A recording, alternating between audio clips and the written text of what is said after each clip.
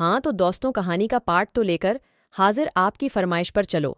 तो उसमें इसी वजह से घर का छोटा मोटा काम उससे करवाती हूँ।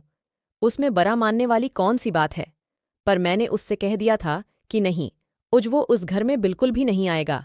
मैंने घर का लाक लगा लिया। लेकिन फिर अर्जू कहने लगी कि अगर तुम उसे हमारे घर के अंदर नहीं बुलाना चाहती तो मैं तुम्हें तुम्हारी पॉकेट मनी नहीं दूंगी। उसकी ये धमकी सुनकर मैंने हार मान ली। चनांचा कुछ देर बाद ही वो बूढ़ा इंसान अंदर गया था। उसका नाम आरिफ था, जो कि हमारे मोहल्ले में रहता था। मैंने जब से होश संभाला था इसी को ही देखा था। हमारे घर की कोई भी चीज़ खराब होती तो मेरी बहन उसको बुला लेती थी, लेकिन वो मेरी बहन से बहुत ज्यादा बातें करता था। मेरी बहन तो उसको अपने साथ चारपाई पर भी बैठा लेती थी। मैं इतनी बेतकल्फी देखकर हैरान रह जाती थी, लेकिन मेरी बहन पर मेरी बातों का जरा भी असर नहीं होता था।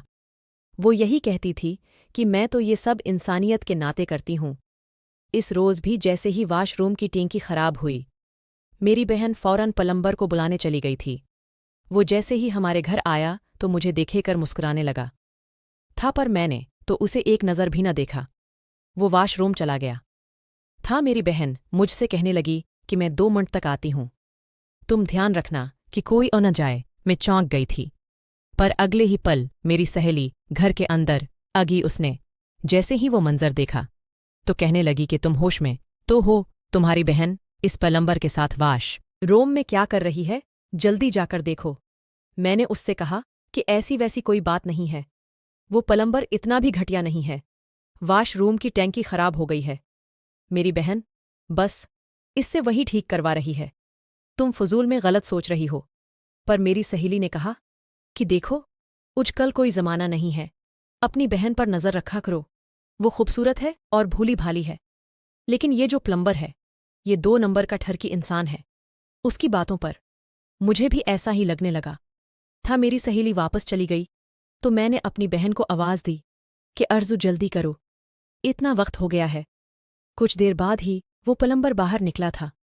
मेरी बहन जैसे ही वाशरूम से बाहर निकली तो इसकी हालत गैर थी। इसको पसीना आया हुआ था। मैंने उससे कहा कि तुम्हारे साथ क्या हुआ है, तुम ठीक तो हो ना। जब वो कहने लगी कि बस मैं प्लम्बर अंकल की मदद कर रही थी, एक दिन ऐसे ही गुजर गया था। अगले दिन वो प्लम्बर फिर से हमारे घर गया था। मैंने अपनी बहन से कहा कि देखो, बहुत हो गया, अब अगर ये दोबारा मुझे मेरे घर दिखाई दिया तो मैं अपनी सहेली के घर ही रहने लग जाऊंगी। आरज़ू मेरी बात सुनकर मुझे समझाने लगी कि देखो, हमारे घर में कोई बुजुर्ग नहीं है, अगर ये हमारे घर अभी जाता है तो उससे हमें सहारा मिल जाता है। तुम फजूल में अपने दिल में शक बैठाकर बैठी हो, ये प्लम्बर तो हमारा ख्याल रखता है। लेकिन मैंने उससे कह दिया कि देखो, ये ना मुहर्रम है, मुझे तो इसकी नज़रों से ही पता चल जाता है कि। प्यारे दोस्तों, अगर आप इस कहानी को मज़ीद सुनना चाहते हो तो मेरे चैनल को सब्सक्राइब ज़रूर करें ताकि आपको ये कहानी मज़ीद सुनने को मिल सके।